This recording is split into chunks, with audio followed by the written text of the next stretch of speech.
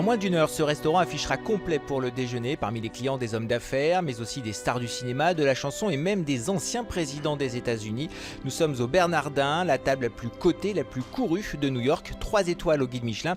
Un chef français, Éric Ripert, qui pour ses plats ne jure que par la porcelaine de Limoges. Les tables sont impeccablement dressées au cœur de Manhattan. L'adresse est une référence pour sa gastronomie, mais aussi pour son raffinement. Bonjour. Pour les Américains, le contenu est aussi important que le contenant, ce que nous confirme le chef qui nous a accordé un entretien dans un emploi du temps très chargé.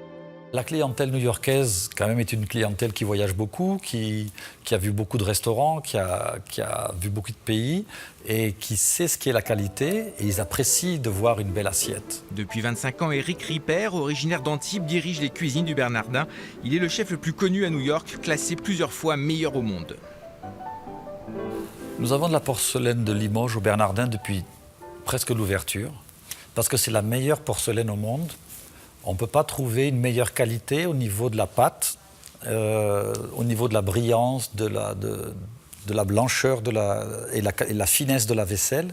C'est ce qu'il y a de mieux au monde. Alors ce qui est marrant, c'est qu'il y a beaucoup de clients qui retournent l'assiette discrètement et remettent l'assiette et ils voient le logo Bernardo.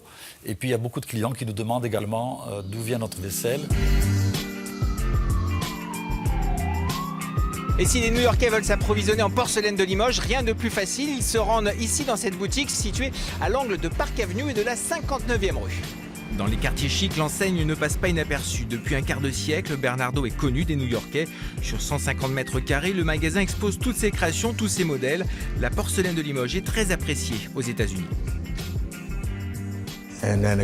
Nos clients viennent ici pour trouver des cadeaux pour la table ou pour la décoration intérieure de leurs appartements. Ils aiment aussi nos lithophanies, le design et l'originalité de nos produits, sans oublier toutes nos éditions limitées grâce à des collaborations avec des artistes du monde entier. Et parmi les éditions limitées en porcelaine, celle créée par l'artiste contemporain américain Jeff Koons. Il habite d'ailleurs à quelques rues de la boutique. Il est célèbre pour ses animaux aux formes étonnantes. Une telle collaboration renforce la renommée du porcelainier limougeaud. Voici un exemple de la dernière collection de Jeff Koons. Vous reconnaissez la couleur, le lapin violet. Il reçoit un très bon accueil. Autre collaboration de Bernardo, Limousine, cette fois-ci, cette théière très demandée des clients, dont l'anse est en cuir fabriqué par Weston, le célèbre chausseur limougeau. Weston, présent lui aussi à New York, à quelques mètres de là. Depuis 14 ans, les hommes d'affaires, la clientèle huppée aiment ses mocassins ou ses sneakers. Une réparation, direction l'usine de Limoges. Un service sur mesure et un savoir-faire apprécié des Américains. Autre savoir-faire limousin reconnu dans la ville qui ne dort jamais, les cosmétiques. Le Corrézien Sotis à Pignon-sur-Rue, près de Central Park, avec son institut de beauté. Un spa où la clientèle vient rechercher la qualité et l'authenticité du Made in France. Oui, absolument. La force de notre marque pour nos clients, c'est la manière dont nous fabriquons nos produits.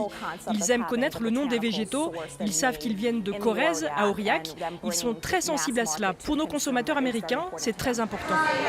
Sotis, dont le produit phare est une crème pour le visage, présentée dans un pot en porcelaine signé Bernardo. L'union fait la force pour les Limousins pour s'imposer aux États-Unis. Voilà pour le savoir-faire du Limousin apprécié des New-Yorkais. Demain, changement de décor, nous nous intéresserons à une jeune danseuse originaire de Limoges. Depuis 12 ans, elle vit le rêve américain ici à New York.